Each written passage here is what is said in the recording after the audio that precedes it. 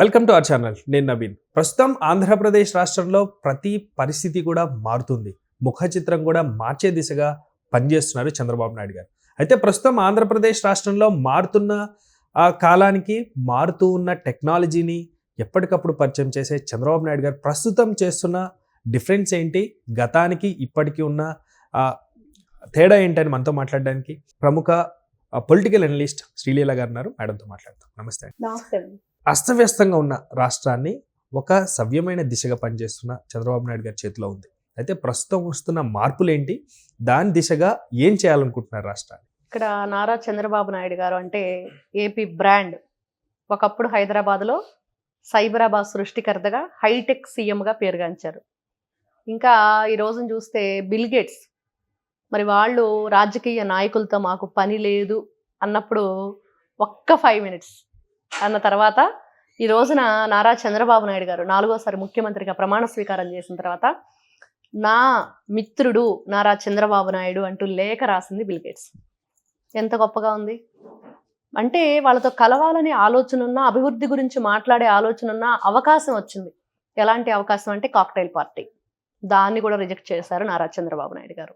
ఎందుకంటే దానివల్ల ఎలాంటి అపవాదు మోయవలసి వస్తుంది అంటే ఒక మనిషి లక్షణం వాళ్ళ లక్షణంగా ఉంటేనే ఎలా ఉండిద్దంటే ఇదే నిలువెత్తు సాక్ష్యం. వాళ్ళతో కలవాలి, రాష్ట్ర అభివృద్ధి గురించి మాట్లాడాలి, మంచి కంపెనీలు రావాలి, కానీ కాక్టైల్ పార్టీలో మాత్రం నేను కలవను. ఇది కదా ఉండాలి. అంత గొప్పగా ఉన్నారు కాబట్టి ఈ రోజుకి కూడా బిల్ గేట్స్ ఏ విధంగా ఆయన నా స్నేహితుడు అని చెప్పుకున్నారు. అంటే రాజకీయ నాయకులతో పని లేదు అన్నవాళ్ళు ఈ రోజు నా స్నేహితుడు అని చెప్పుకునేది ఒకటి.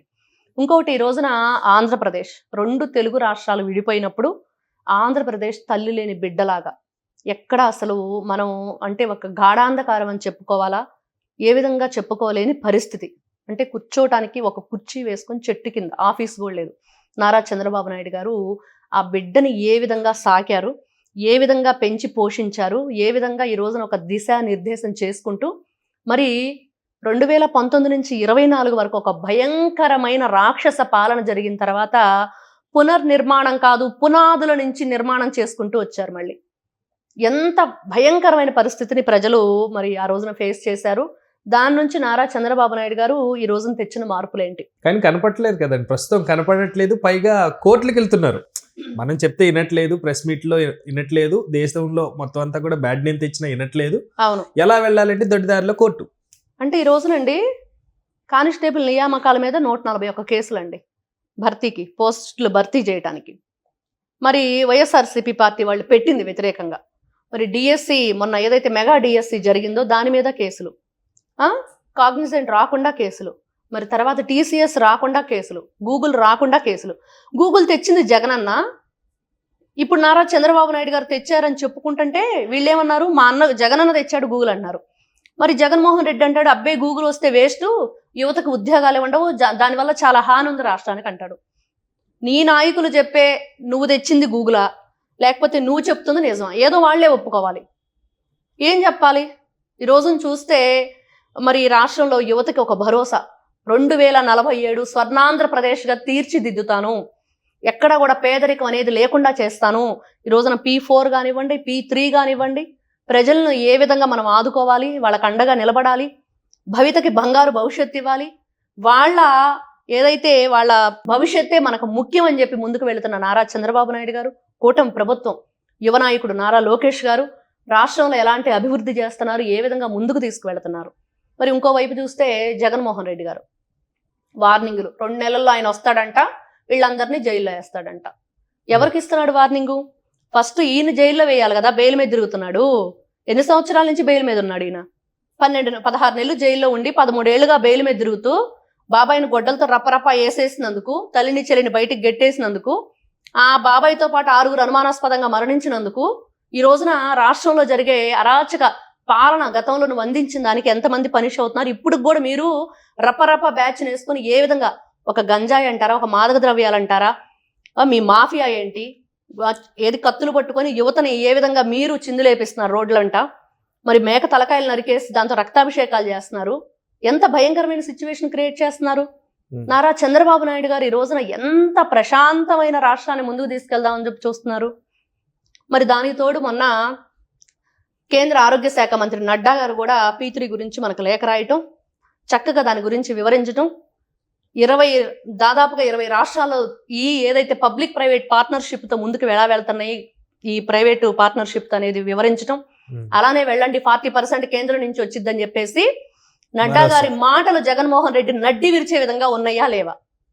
మరి ఇంత ఇదిగా ఉన్నప్పుడు ఈ రోజున బాబు గారు మనం చెప్తున్నాడు జగన్మోహన్ రెడ్డి కలెక్టర్ల గ్రాఫ్ పడిపోలేదు, నారా చంద్రబాబు నాయుడు గ్రాఫ్ పడిపోయింది అని. అందుకనే కదా నీ 11 వచ్చినాయి ఆయన గ్రాఫ్ పడిపోవటం వల్ల. కానీ జనాలకి ఇప్పుడు ఒక వింత పోకడికి అలవాటు చేస్తున్నారు కదండి. ఫ్రీ నేను వస్తే మొత్తం ఇట్లా ఫ్రీ ఇస్తున్నారు, చంద్రబాబు నాయుడు గారు వచ్చాక ఫ్రీ ఇవ్వట్లేదు అని.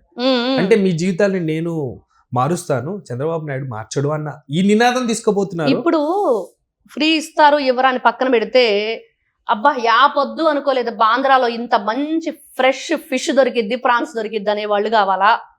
గూగుల్ డేటా సెంటర్ తెచ్చేవాళ్ళు కావాలా? ఏది కావాలి నీకు? మటన్ కొట్టు మస్తాన్లో ఉండిపోతావా ఎప్పటికీ, లేకపోతే ఒక సీఈఓగా వస్తావా నువ్వు? అది కదా కావాలి. యువత ఆలోచించుకోవాలి. ఈ రోజున జగన్మోహన్ రెడ్డి ఏం చేశాడు? ఫిష్ ఆంధ్ర చేశాడు. చంద్రబాబు నాయుడు గారు ఏం చేస్తున్నారు? ఫ్రెష్ ఆంధ్ర అంటున్నారు. కరెక్ట్, బాగా చెప్పారు. మరి అంతే, ఈ రోజున ఆంధ్రాని ఏ విధంగా మనం తీర్చిదిద్దాలి, స్వర్ణాంధ్రప్రదేశ్గా 2047కి యువతకి ఏ విధంగా మనం అందించాలి? ఈ రోజున చాగంటి కోటేశ్వరరావు గారి వ్యాఖ్యలు ఎంత గొప్పగా యువకులను ముందుకు తీసుకెళ్ళడానికి ఉపయోగపడతాయి. యువతని రక్తపాతం కాదు రక్తదానం చేసే విధంగా మీరు ఉండాలని కానివ్వండి, పెద్దల్ని గౌరవించాలి, తల్లిదండ్రుల్ని మనం ఏ విధంగా గౌరవించాలి, తోబుట్టువుల్ని ఏ విధంగా గౌరవించాలి, మహిళల పట్ల మనం ఏ విధంగా ఉండాలి. మరి జగన్మోహన్ రెడ్డి గారు మనుషులేమో గర్భిణీ స్త్రీలను కూడా కాలుతుంది అంటారు. అది గంజాయి మొత్తం జగన్ మొత్తం కూడా అర్థం కాని పరిస్థితి. మరి ఏ రోజైనా ఆయన ఖండించాడా? ఎవరి మీదన్నా ఆయన ఏదైనా యాక్షన్ తీసుకున్నాడంటే అట్లాంటి పనులు చేయడు, ప్రోత్సహిస్తాడు. ఆయన పద్ధతి ఏంటంటే గతంలో బూతులు తిట్టు పదవులు పట్టు సినిమాలు అంటారు కదా, అదేంతో నాకు వినపడదు సార్ ఆ టైంకి. అంతే, అలానే ఉండిద్ది నిజంగా. ఎగ్జాక్ట్ జగన్మోహన్ రెడ్డి గారు అదే పరిస్థితి. యలహంక, తాడేపల్లి ఈ 2 చోట్ల కాబట్టి మన పులివెందులు వచ్చినట్లున్నాడు. అక్కడేమో పట్టుమని 10 మంది జనాలు లేకపోయేటప్పటికి జ్వరం వచ్చేసింది జగన్మోహన్ రెడ్డి గారికి, కానీ చక్కగా ఇంట్లోకి వెళ్ళి పడుకున్నారు. ఇట్లా వీళ్ళ ఆలోచన విధానం, ముందు ప్రజల్లో మార్పు రావాలి. ఆ మార్పు వచ్చింది కాబట్టి జగన్మోహన్ రెడ్డి 11కు పరిమితం అయ్యాడు అనేది ఒకటైతే, ఈ రోజున ఇంకా మార్పు రావాలి, ఇంకా మార్పు తెచ్చుకోవాలి. ఎందుకంటే ఎవరైతే ఈ బ్యాచ్ ఉన్నారో, ఈ సైకో బ్యాచ్, పెద్ద సైకోకి పిల్ల సైకోలు చేసే సపోర్టు, మీ కుటుంబం కోసం, మీ పిల్లల కోసం, మీ తల్లిదండ్రుల కోసం మీరు మార్పు తెచ్చుకోండి, రాష్ట్రానికి ఉపయోగపడే విధంగా ఉండండి. మరి నారా చంద్రబాబు నాయుడు గారు ఈ రోజున ఏపీ బ్రాండ్ అని ఇంత గొప్పగా ఎందుకు చెప్పుకుంటున్నాం? అసలు ఒక అమరావతి ఏంటి, ఒక పోలవరం ఏంటి, ఈ రోజున వైజాగ్ ఏ విధంగా ఉంది? మరి ఈ మహానుభావుడు వచ్చేసి ప్రజావేదిక కూల్చిన దగ్గర నుండి ప్రజానాయకుడైన నారా చంద్రబాబు నాయుడు గారి అరెస్ట్ వరకు మరి అక్కడ వైజాగ్ను సర్వనాశనం చేసేసి ఆ హరిత రిసార్ట్స్ అనే దాన్ని గ్రీనరీ అంతా తీసేసి ఒక ప్యాలెస్ కట్టాడు. రివర్స్ టెండరింగ్ అంటే మళ్ళీ 2-3 సంవత్సరాలు అయిపోద్ది. అంతా రివర్స్ టెండరింగే, వీళ్ళ బ్రతుకంతా రివర్స్ టెండరింగే. మళ్ళీ వస్తారు అంత రివర్సేనండి. మళ్ళీ మాట్లాడితే మాట తప్ప మడిని చెప్పం అంటారు, చేసేయండి రివర్స్ టెండరింగ్ పనులు. మరి ఇట్లాంటి వ్యక్తుల్ని ఏ విధంగా ఖచ్చితంగా పనిష్ చేయాలి. ఈ రోజున కూటమి ప్రభుత్వం పరిపాలనే ధ్యేయంగా ఎట్లా ముందుకు వెళుతుందో, మరి దానికి అడ్డొచ్చే వాళ్ళను కూడా సమూలంగా వాళ్ళకి మంచి గుణపాఠం చెప్పాలి, ఇంకొకటి ఆ పని చేయకుండా ఇది లెసన్గా ఉండాలి అనేటట్లు చర్యలు తీసుకుంటేనే ఈ రోజున ఏపీ బ్రాండ్ నారా చంద్రబాబు నాయుడు గారు అని ఎలా చెప్పుకోగలుగుతున్నామో, అది నిలువెత్తు నిదర్శనంగా రేపు యువకులకు అందించడానికి ఈ మార్పు అనేది రావాలి. థ్యాంక్ యూ అండి, థ్యాంక్ యూ సో మచ్. నమస్తే.